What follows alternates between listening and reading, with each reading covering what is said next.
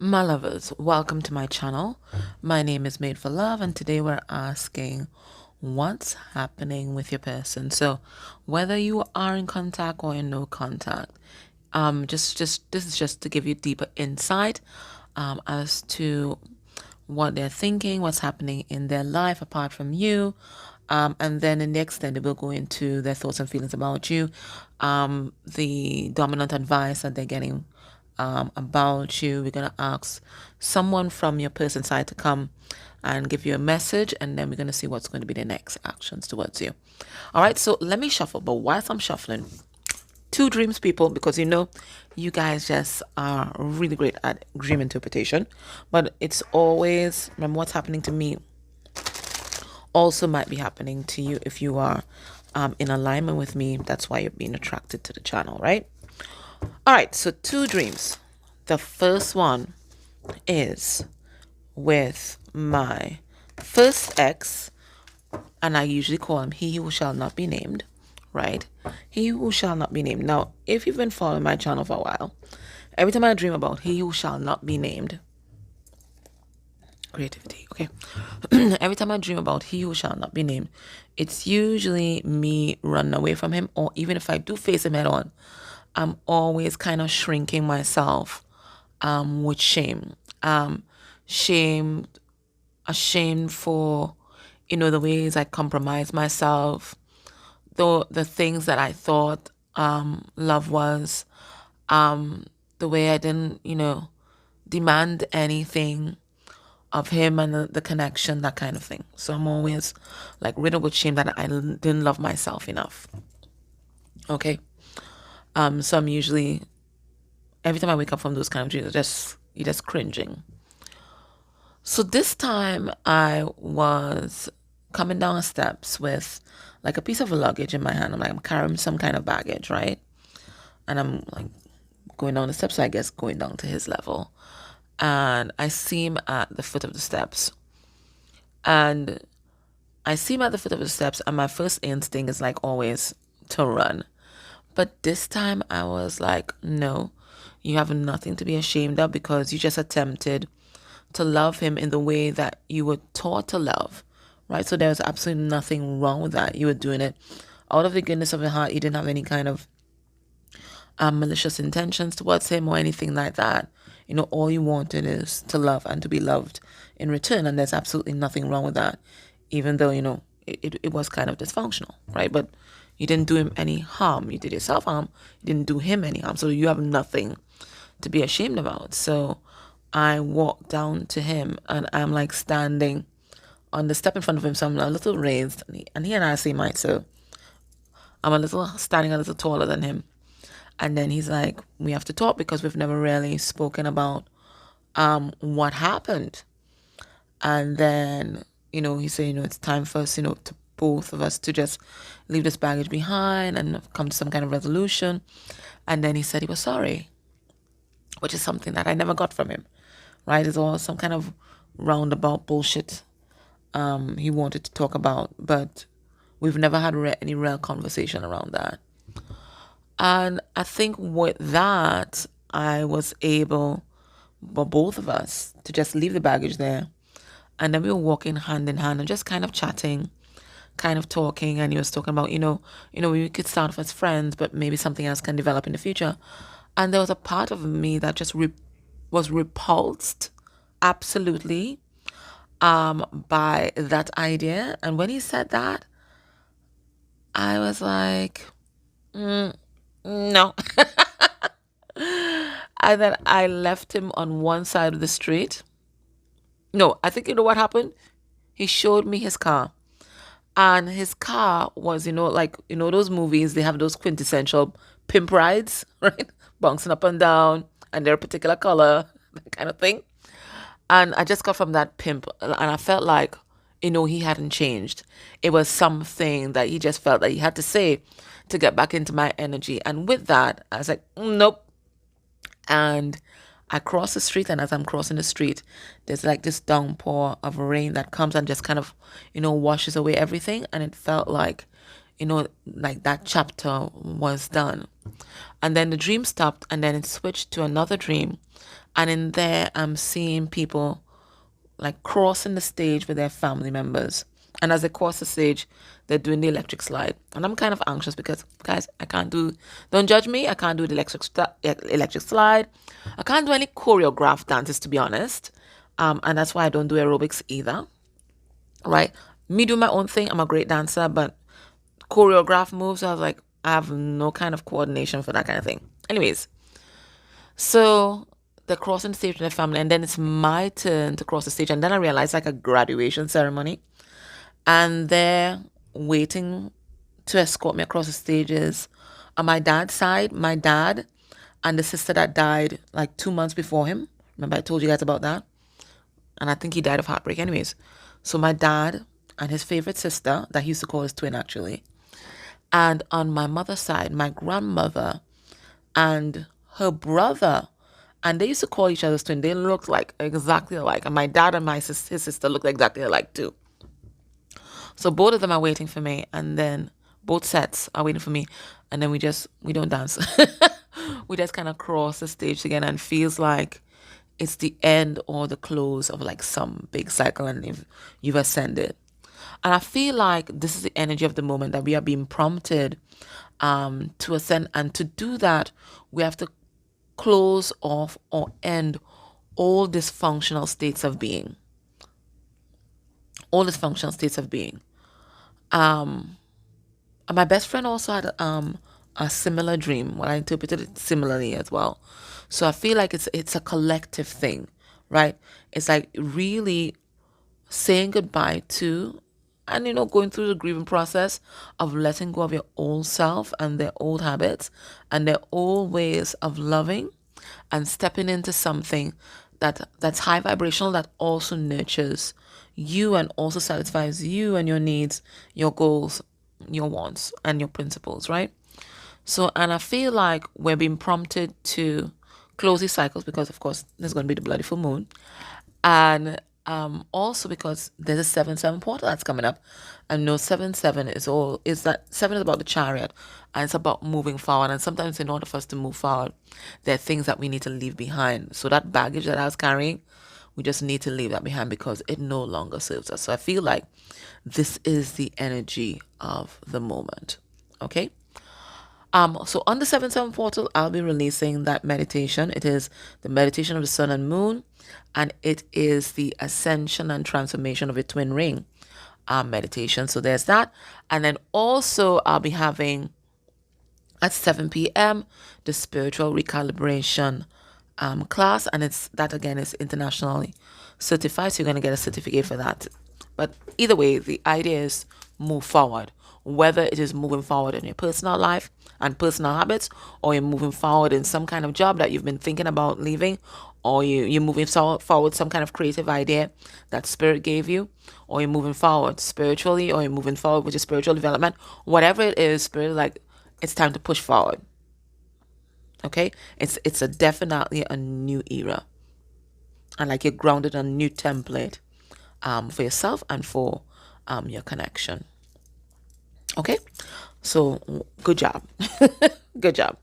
Sorry, let's get into the reading now. All right, so underneath the deck was creativity. So I feel around this time a lot of you are going to be getting creative ideas, and sometimes they just come in little trickles. Sometimes you get a big bang, you just see how this idea unfolds, boom. But sometimes it's a little trickle. You might just get a little tiny bit of the idea, write it down, and then another little bit comes in, another little bit comes in, and then bam, you start to look at it like, oh, I see what this is. And then you just follow the process, follow through, and then before you know it, you've grounded something, you've birthed something. Okay, all right, let's get a significator for a person's energy generally, and then their energy towards you. So that was your channeled message for today. So we have here the energy generally is sacrifice. But I don't think this is them sacrificing themselves for others, which is what this person is doing here, right? And it's a heavy load. They can no longer carry it. They're carrying shit that's not even theirs, right? I am really drawn to the fact that this is a card number 39, and 39 is about the hangman. It's about getting a higher perspective. Your person is reviewing, just like I did in my dream, reviewing all past habits and all ways of showing love or ways of loving. And I think your person's way of loving, well, who we're logging into here, it's all about acts of service. It's about needing to be needed, and we do that by serving others. Okay, that's their love language, acts of service. But they're realizing that they're taking on more than their share of things, and they're actually trying to do other people's journey for them. All right, maybe it could be. Does it sound like you as well, right? Try to do their journey for them, right? So they're realizing that these sacrifices that they have been making, and their whole idea of self-sacrifice, which we glamorize a lot, especially when it comes to society, religion, and all of that in the media. We glamorize a lot. Helps neither you, the person that's self-sacrificing, nor the other people that you are sacrificing for, because what you're doing is stunting their evolution and stunting your evolution. And that's something that DFs come to a realization of when we talk about this, when we talk about the twin flame journey. There comes to a part of the journey where you stop trying to wake them up. You stop trying to send tips for healing. You stop trying to do this and trying to do that, because you're realizing, yes, it's nice to send them love and light and all of that, but trying to do anything that is beyond that, especially when they're not in a crisis situation, is just really stunting their growth and treating them like a spiritual child. If you continue doing that, then they will continue to be that spiritual child and they never level up. And they don't level up, they don't come into alignment. Okay? So your person is realizing the same thing. All the shit that they've been doing for others, one, it's a burden to them. It's stunting their growth. They're leaving their dreams, their goals in abeyance. But also, it doesn't help anybody else in the long run. It's unsustainable anyways. So that's what your person's realizing right now. Because that's the general energy. Realizing that this heavy load that they thought was so honorable, so admirable, helps no one. Their energy towards you. Ooh. That was lots. We have taking. I feel like conflicted. Let me see. I know that. And remembrance. What your person trying to figure out right now is, are you one of those that has only been taking from them and their energy? Or are you what they are now remembering, their divine partner, and their partner in this walk towards ascension? So divine is giving them the idea that you are their partner in this life journey, okay? But their trauma, their wound, and their ego is saying, you're just like everybody else. You just take, and never give. So there is a war inside of your person. Right now, they're just trying to figure out who everybody is in their life. And as far as they're concerned, they're takers and they're givers, right? And they're trying to figure out which pile or which category they're going to lump you in. I know that's not very flattering, but remember, this is someone who's been through a lot, and who they're now learning to trust their intuition, and they're still kind of battling with the mind. So they're going to have these moments when they're not too sure of who you are and what you want from them. So I don't feel like it's anything that you are doing In reality, I think it's how their ego, their lens is interpreting some of your actions.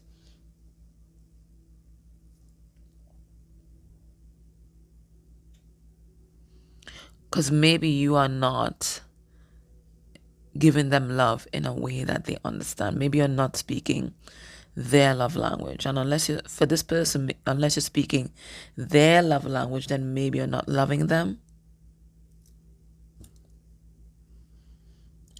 And remember, their love language is service to others and sacrificing oneself for others. So now that you're not sacrificing yourself for them, they're thinking you don't love them.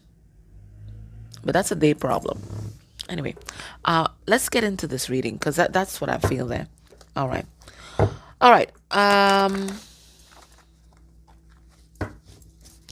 What's happening in their life at this time?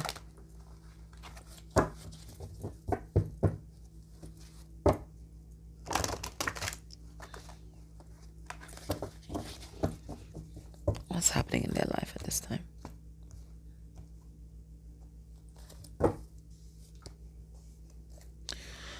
We have the Nine of Pentacles, just learning to love themselves just a little bit more. Just a little bit more. And this is what's allowing them to step out of this pattern of self-sacrifice. So they too, right, just like you, just like me, are being prompted to end old cycles and old ways of being. All right, what's happening in their life? So we have the Page of Cups. I sense in here like a renewal. And I think there's a reason why I use the inner child cards today. I feel this person's like kind of bringing their inner child back to life through their self-love. What's happening in their life? We have the Guardian of Wands. This is the Queen of Wands, I believe. That's you.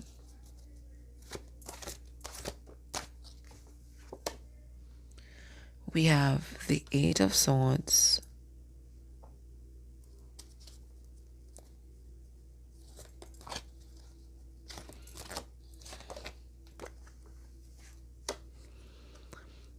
And we have the Queen of Cups in reverse, which is a karmic energy. In my readings, all upright court cards are divine energies and all reverse court cards are karmic energies or may represent karmics, people in their life.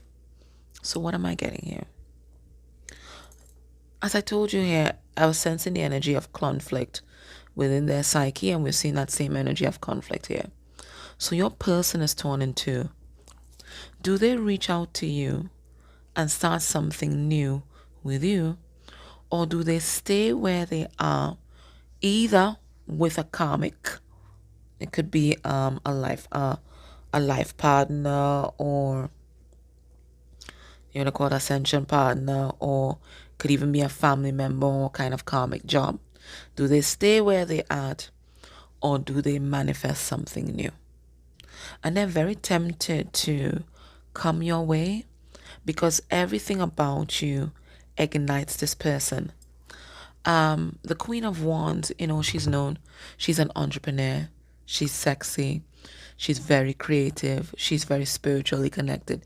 I mean, she's just this all-round representation of divine feminine energy. And she sees the world in a completely different way. And I think your perspective on the world and the universe and spirituality really has captured this person's imagination, has captured this person's spirit. But there's also a part of them that longs for certainty. Okay? And it looks like they get this with this karmic energy. Because this karmic energy aligns with the existing template of their ancestry. And they know how to navigate that. Okay, that is something familiar to them. That's a familiar energy. They could navigate this shit in the dark. But with you, everything is so volatile. Let's use the word dynamic. But maybe volatile to this person because there's nothing that's set in stone. There's nothing that's guaranteed.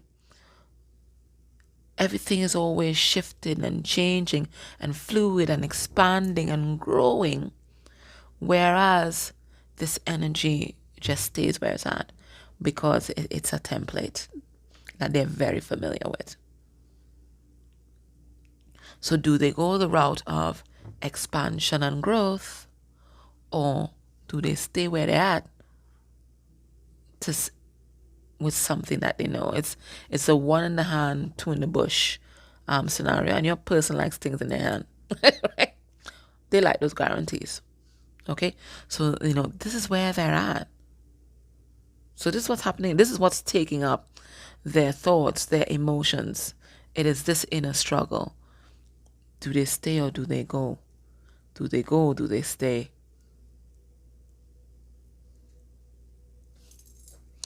Let's see how they're feeling at this time.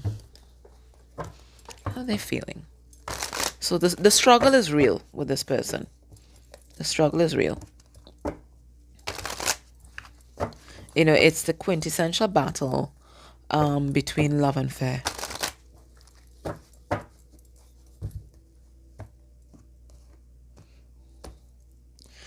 We have lazy. Yeah, they just don't have the energy. That's how they feel most of the time. I just don't have the energy to do something new. They just don't have the energy.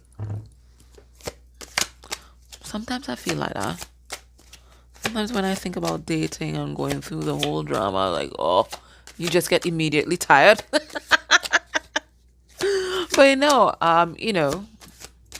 it's something that I have to look at because I have to respect the decisions that my counterpart is making right now, right? Love liberates, and they're free to do what they want, and I'm free to do what I want. So, it's something that I have to confront, right? So we have bitter, right? Because I have to respect them and as much as they have to respect me.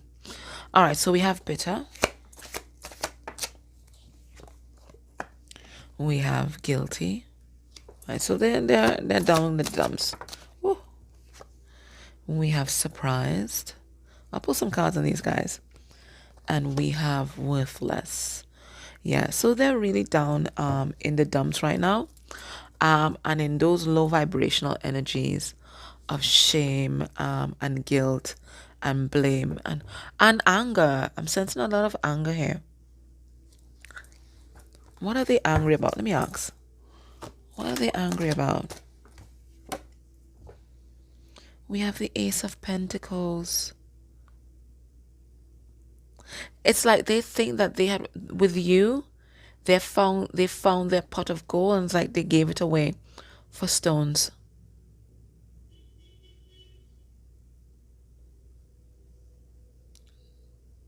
They exchanged it for coal. And they feel cheated by the universe, but I mean, they made their choice. They feel cheated by the universe, and they feel very angry at themselves and at the universe as well. They feel like they've been tricked. So they're very bitter about how their life panned out. For them, this is like another thing in their life that, or you are another thing, or another person, another instance in their life where they were cheated.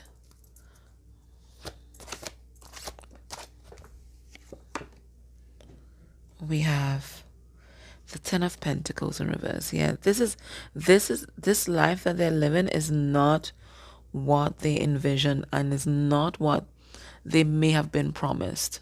Okay, it's just not what it had the potential to be. Okay, maybe they aligned with someone because of their potential or whatever illusion your person may have had at that time, and it just nothing ever materialized the way that they thought it would materialize. So they feel hoodwinked by the universe. That's how they feel, like they've been tricked. Why are they feeling guilty? We have Sleeping Beauty.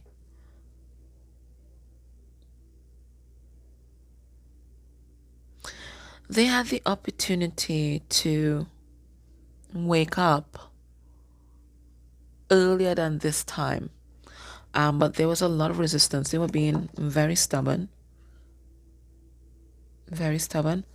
And it's this stubbornness that's resulted in them in the kind of quandary that they are in now. They're feeling guilty that they didn't see your value before. And that's because they were unawakened and they chose for a very long time to remain unawakened, because spirits keep showing me like them applying a defibrillator to somebody over and over again. Like there were many like points along the way where a person could have woken up earlier, but they actively resisted it. And now they're feeling guilty about that because they feel like they've screwed up everything. What are they surprised about? We have the Tower, that everything in their life is crumbling. They thought that they built everything on firm foundation, right? They thought that they had everything in the bag. They knew the trajectory of their life and the trajectory that it would take, and everything was good. It would be so well, hunky-dory. They would have this by this age, and this by this age, and this by this age. So they had their whole life planned out, and now everything is falling apart. We have Worthless. We have the Midas Touch in reverse. And this is the Justice card in reverse. They feel like they're blighted. They feel like everything that they touch or everybody that they're with or near to, they feel cursed. They feel cursed. Everything that they touch is just rendered void. Doesn't grow. Doesn't expand.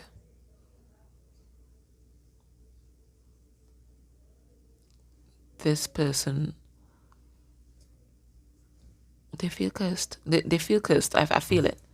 They feel cursed.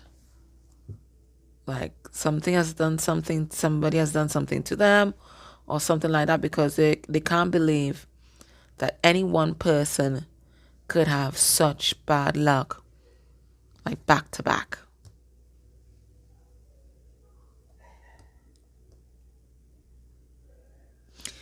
If there's a third party attached to your connection, what's happening with that connection at this time?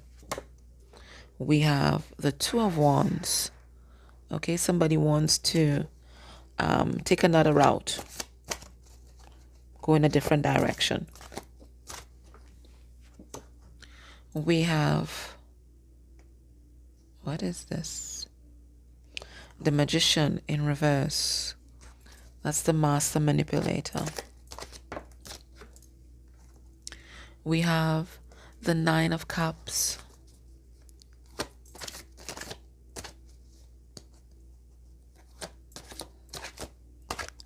And we have Peter Pan in reverse. The Chariot in reverse. All right, what's happening in this connection? The more your person steps into self-love and the more they activate, because I always see rainbows as activations, all chakras coming online, right? And the more they activate as a spiritual being, and the more they love themselves, and the more they listen to their intuition, is the clearer that the picture becomes in this third party. They are seeing this third party for exactly who they are, a master manipulator. A master manipulator that never had their best interests at heart. Instead of manifesting with them, working with them, this person actively tried to keep them restricted and trapped in some kind of confined paradigm. They didn't want them to grow. They didn't want them to expand. So the example that's coming to me, for a lot of you, your person may have wanted to further their education. And this other person that's with them was afraid that if they further their education, that they would grow out of them. And so, they created some kind of situation where money became tight and your person couldn't do it. Or they may have quit their job, so your person had to be the main breadwinner. That kind of thing is a kind of sabotage. Whatever your person wanted to do, whether to start a business or whatever it is, this person always found a way to sabotage their efforts because they don't want what's best for your person. They want what's best for themselves. Because anytime your person is loving and serving themselves, well, then that's less attention and energy being paid to them. You understand? Your person feels stuck. They don't feel like this is going anywhere. There's no growth here. There is no success here. There's no abundance here. It's like everything just stays stagnant. And it's just not what they thought life with this person would be. So your person's completely disillusioned about this relationship. What's occupying your person's mind as a priority at this time? The Ten of Cups. What's going to make them happy? What's going to make them happy? Because they ain't happy now. They told us that. So what's going to make them happy? Seeker of Swords. That is a Knight of Swords. So truth, thinking.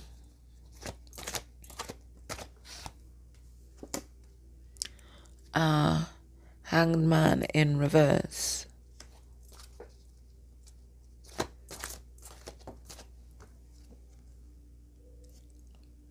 Three of Wands in reverse. That's a card of frustration.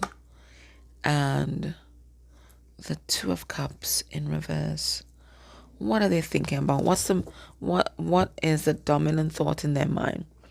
What's going to make them happiest? Because they're not happy now. They feel like they're not happy in any area of their life. Spiritually, emotionally, in terms of their love connection, they don't see it. They're not happy. So right now they're examining themselves and trying to figure out, they're asking themselves the question, what's going to make me happiest? Not just everyone around me, which is what their focus was before. What's going to make me happiest? This is where they're at.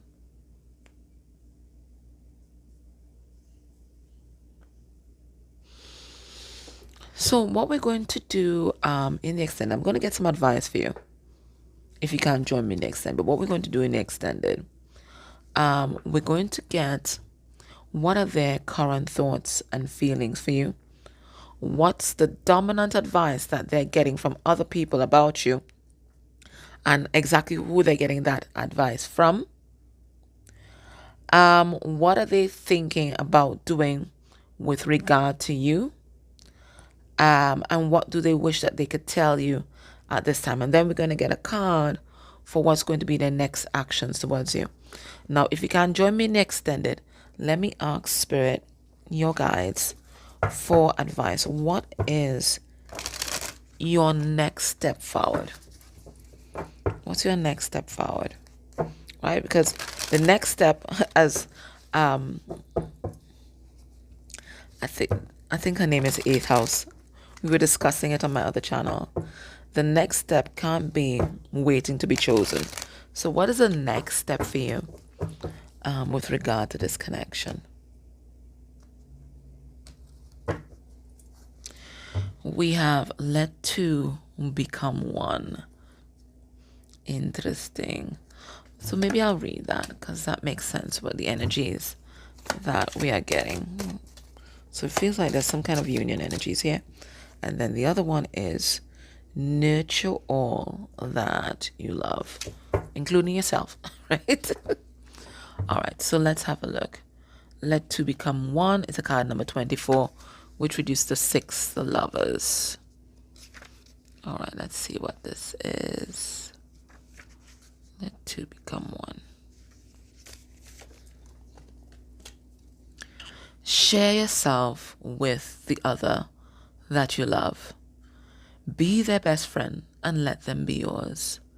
Let your trust in each other be unshakable, and your love be strengthened by knowing and accepting each other's flaws and weaknesses, and still loving each other despite them.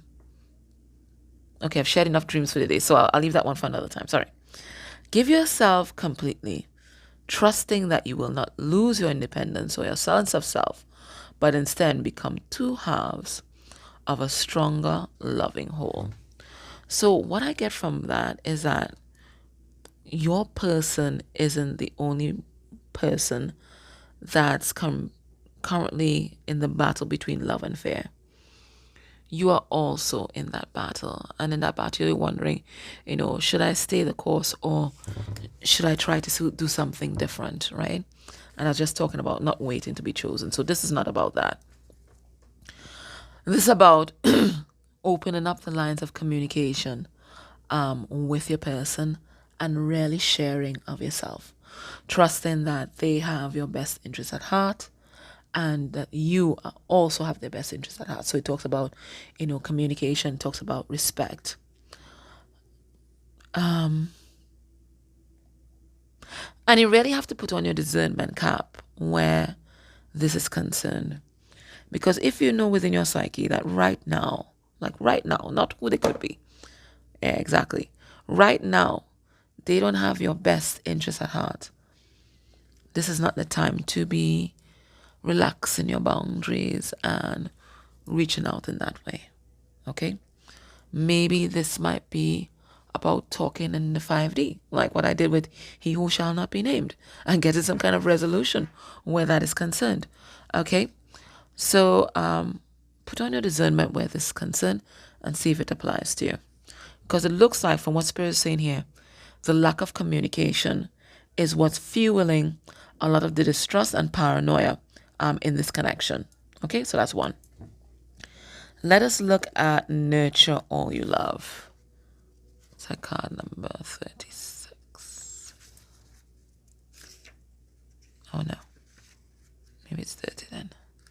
No. What card is this? Looks like 30 to me. Let me see.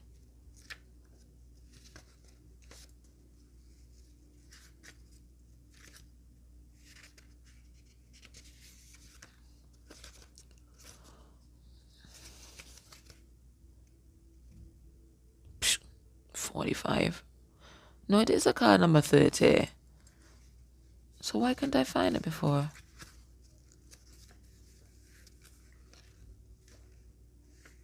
Okay, nurture all that you love. Okay. Take the time to nurture the things that you care about so that they may flourish and grow. So this includes yourself naturally and your projects, your hopes, your dreams, your body, your mind, your spirit, your creations, and your relationships. All that is you needs to be cherished, loved, honored, and respected. So if some of you are letting the other things go into abeyance whilst you kind of focus all your energy on this relationship, so you're saying, nuh-uh, okay? Without care and attention, these aspects of self can fall into a state of neglect that does only harm to both you and the world around you. Nurture them and they will bring you peace and fulfillment, right? So Spirit says, there's a wider world that exists around you. Your world is wider than this connection, than this person. And there are other things that need your time, love, and energy as well. And other relationships that need your time, love, and energy as well. So just bear that in mind. Okay. If you can join me in the extended, please do. We're going to Magic Calabash and see who they're getting advice from and all of that. Otherwise, thank you for everything that you do for this channel. And thank you for tuning in. That's the most important thing. Thank you for tuning in. All right. Please leave your comments down below, full stops. If you have different interpretations about my dreams, love to hear them. All right. And just take care of yourself. Okay. Right. Pump your energy into all the things that are connected to you. Okay. I'm love. Take care. Bye.